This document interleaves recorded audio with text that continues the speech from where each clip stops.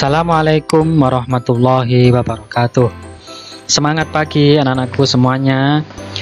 Alhamdulillah kita sekarang masuk di pertemuan terakhir pada mata pelajaran IPS kelas 7 semester ganjil. Anak-anakku semuanya, kita sebentar lagi akan melaksanakan penilaian akhir semester ya. Jadi ini adalah materi terakhir dari bab kedua mapel IPS kelas 7 semester ganjil ini, dan minggu depan kalian akan melaksanakan PAS.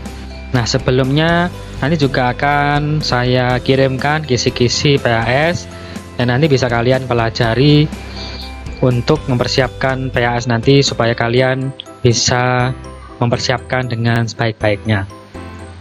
Anak-anakku semuanya, di pertemuan sebelumnya sudah kita bahas tentang jenis lembaga sosial, pengertiannya, kemudian lembaga keluarga, kemudian lembaga ekonomi, kemudian lembaga agama sudah kita bahas.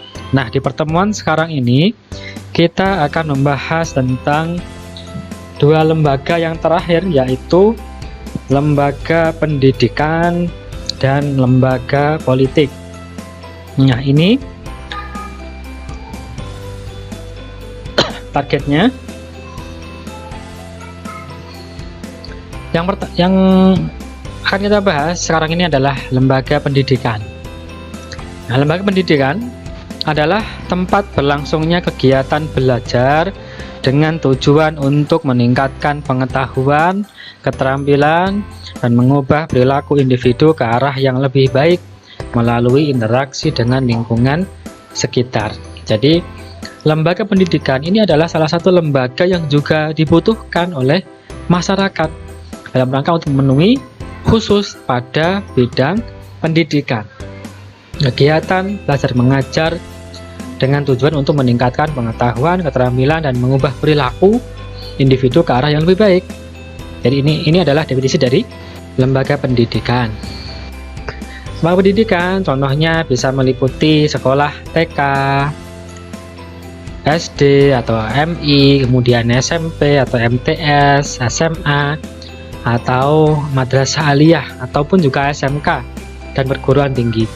Ini merupakan contoh dari lembaga pendidikan, termasuk tempat kursus itu juga termasuk contoh dari lembaga pendidikan. Misalnya bimbingan belajar, kursus menjahit, kursus elektronika, itu termasuk lembaga pendidikan.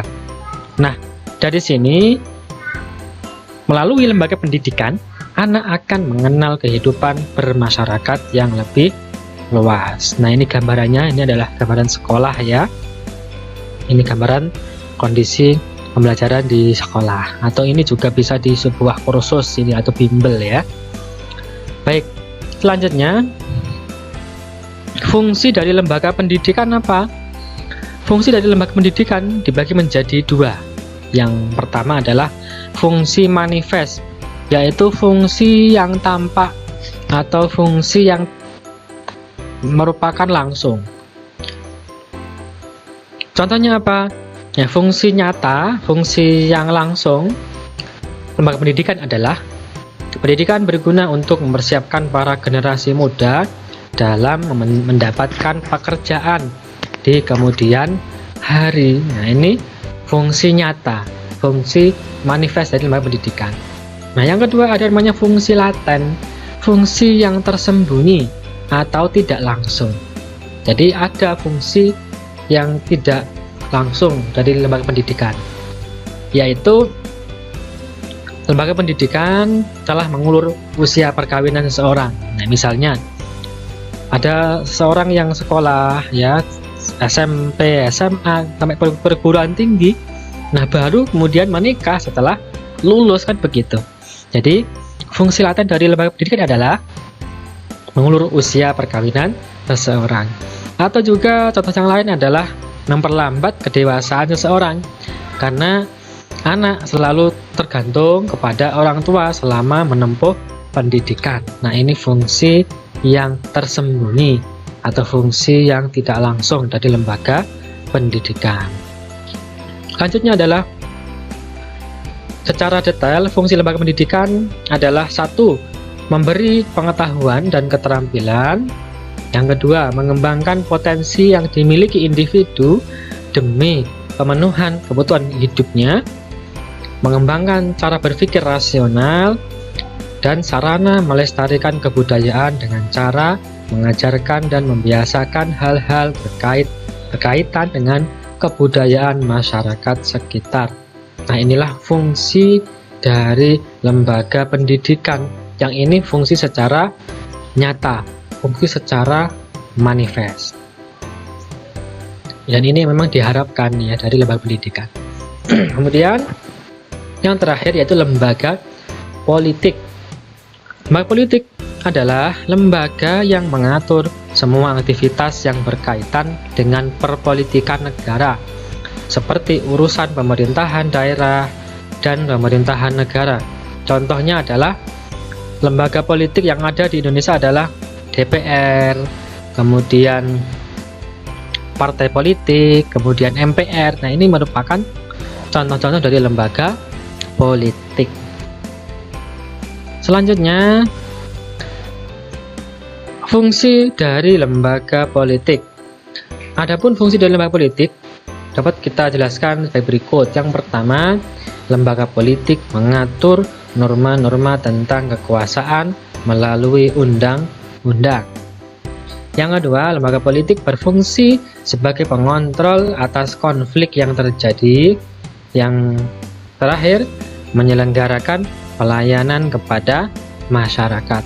Nah, inilah tadi fungsi dari lembaga politik. Demikian anakku semuanya, materi kita pada pertemuan terakhir di semester ganjil ini, yaitu tentang jenis-jenis lembaga sosial, yaitu lembaga pendidikan dan lembaga politik beserta dengan fungsi-fungsinya. Baik anak-anakku, demikian materi video pembelajaran pada pertemuan kali ini. Saya berpesan kalian silahkan belajar mempelajari materi IPS mulai dari bab 1 hingga bab 2 yang nanti juga akan saya share, saya bagikan kisi-kisi PAS di Google Classroom. Baik anak-anakku semuanya, demikian saya akhiri. Semoga bermanfaat. Selamat belajar. Wassalamualaikum warahmatullahi wabarakatuh.